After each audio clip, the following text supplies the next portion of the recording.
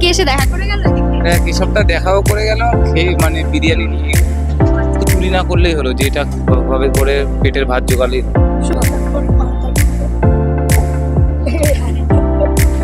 দাঁড়িয়েছি না, এখান থেকে কিন্তু খাবার ওইভাবে দেবে না, এখান থেকে প্রথমে টিকিট করতে হবে, তারপরে হচ্ছে ওই টিকিটটা নিয়ে এখানে বসতে হবে হাত ধুয়ে, তারপরে তোমাকে ওই টেবিলেই খাবারটা দিয়ে যাবে। আমরা লাইন দাঁড়িয়েছি, অনেকটা এগিয়ে গেছি, হাড়ি নিয়ে যাচ্ছে এখন।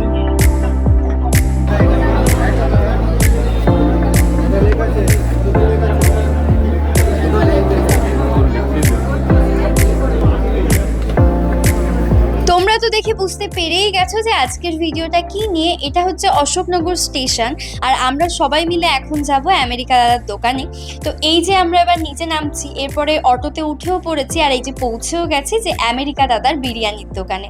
আর এখানে এসে তো আমি ভীষণ ভয় পেয়ে গেছি, কারণ প্রচন্ড পরিমাণে ভিড়, আর দুটো লাইন ছিল, একটা হচ্ছে পার্সেলের লাইন আর একটা হচ্ছে বসে খাওয়ার লাইন। এই জায়গাটায় হচ্ছে সবকিছু রান্না বান্না করা হচ্ছে। দাদা হয়তো আর একটা হাঁড়ি তৈরি করছে, মানে দাদা হয়তো এই ডিপার্টমেন্টে, আর সামনে বৌদিকে দেখলাম, সামনে অবধি যেতে পারিনি, তাই বৌদির সাথে কথা হয়নি। দাদাকে বললাম, দাদা বলছে হাতের কাজটা করে নি তারপরে কথা বলছি। তো সত্যি কথা বলতে ব্যবসা করা মুখের কথা না, ওখানে দাঁড়ানো যাচ্ছে না। ওখানে আমি একটু ভিডিও করতে গেছিলাম, কান্নাকাটি করে চলে এসেছি, মানে এত ধোয়া। তো দাদা এই পাশে আসুক, তারপরে আবার কথা বলবো। আর এই যে এখানে কিন্তু বিরিয়ানি তৈরি হচ্ছে, দাদাও এখানে আছে, সমান তালে একটার পর একটা হাঁড়ি নামাচ্ছে আর একটার পর একটা হাঁড়ি বসাচ্ছে, কারণ যেহেতু দুটো উনুন, আর যেহেতু জায়গাটা একটু শর্ট, ওই জন্যই এতটা ভিড়। যদি একটু বড় জায়গা হতো তাহলে এতটা ভিড় মনে হতো না আর কি। আর দাদা কিন্তু এখানে নতুন করে একটা হাঁড়ি তৈরি করছে। আমি কিন্তু সমস্ত ইনগ্রিডিয়েন্টসের নাম জানি না, দাদার কাছে এইটা শুনেছিলাম যে খোয়া ক্ষীর, এটাই আমি জানলাম, তাছাড়া সমস্ত কিছুর নাম জানি না, কারণ দাদা এখানে অনেক কিছু স্পেশাল ভাবে দেয় যেগুলোর নাম আমি বলতে পারবো না। তোমরা কেউ জেনে থাকলে অবশ্যই কিন্তু কমেন্টে জানিও, আর যারা যারা এই দোকানে গেছো এবং ট্রাই করেছো তারা কিন্তু কমেন্টে জানিও তোমার এক্সপিরিয়েন্সটা। আর এই যে আমি এখন বাইরে চলে এসেছি, এখানে কিন্তু দাদা অনেকের সঙ্গে কথা বলছে, ছবি তুলছে।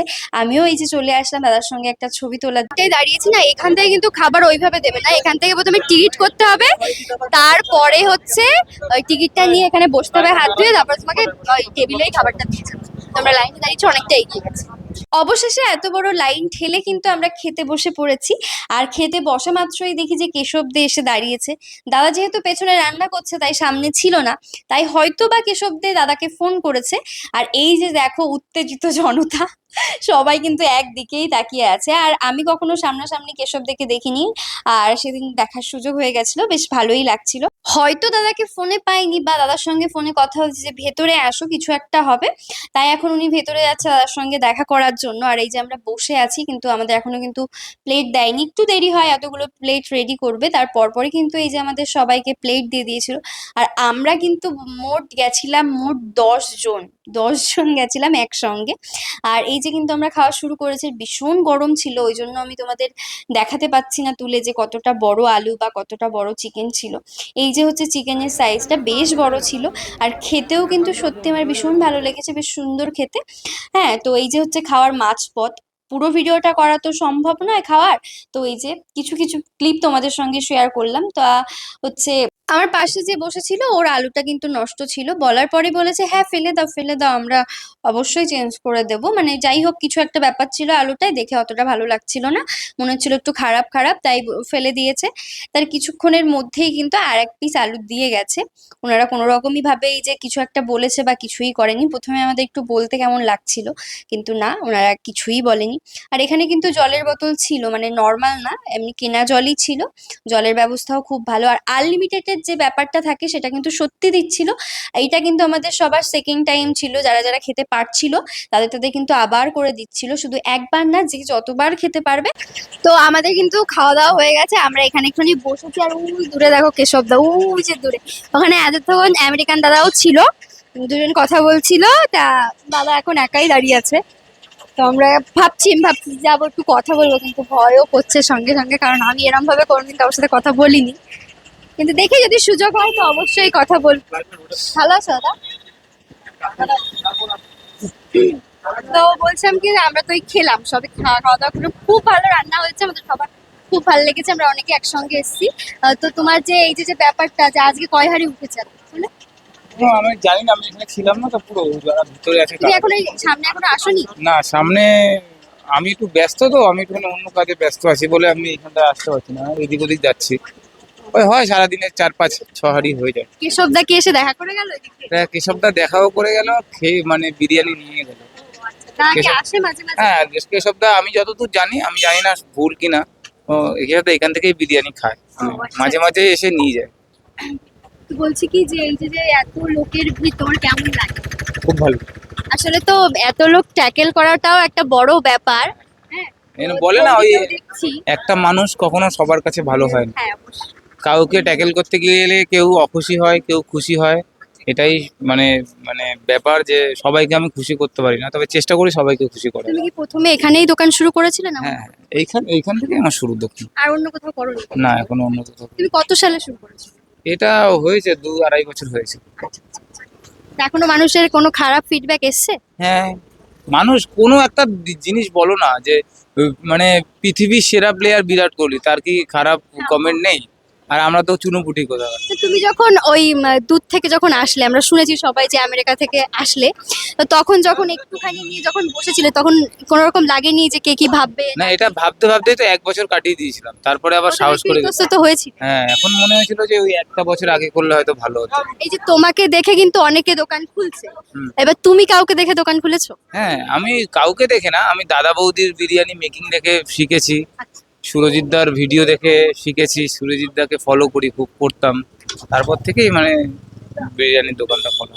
আমাদের সময় আমরা যখন খুলেছিলাম তখন এত বিরিয়ানির দোকান ছিল না।